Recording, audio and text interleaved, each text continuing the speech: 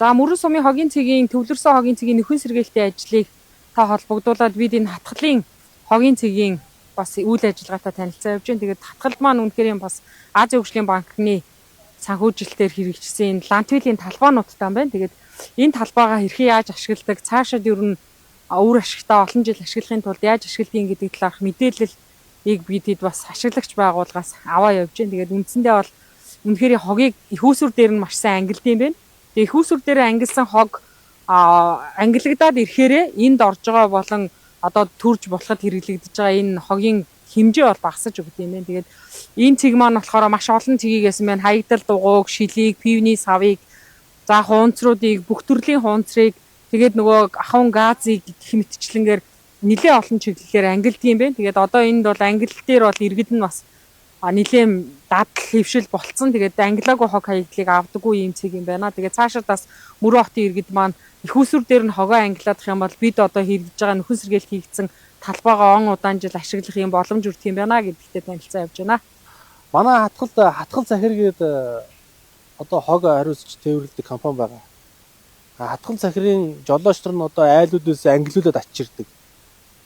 За одоо энэ ангилааг бол авдаггүй байхгүй. Энэ ирээд ангил. Одоо нэг ингээд 5 куб метр хогийг энд авчиад ангилна гэдэг бол байхгүй асуудал байхгүй.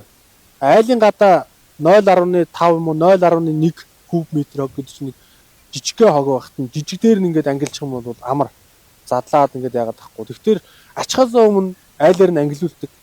Ангилаагүй нөхцөлд тэр хүмүүс одоо хоорондоо тохироод одоо магадгүй одоо ангилж хүчрэхгүй би мөнгөний өгчөө та нар өөснөө ангилаад аваа авчиж гэсэн хүмүүс байх юм бол тэр ачиж байгаа хүмүүстэйгээ өнөө тохироод тэр хүмүүс нь ачихтаа ингээд ялгаад ангилаад ачаад аваад ирдэг. Тэр одоо л тийм болсон. Манайх эхлээд бол 1 жил 2 жил энэ асуудал хүнд байсан. Одоо бол голдролтой орцсон.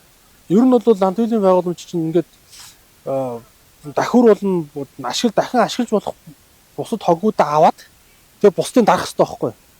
Тэгээд ингээд бусдын дарахлаар энэ байгууламж чинь өөрөө маш хурдан дүүрэх гэдэг байгаа байхгүй.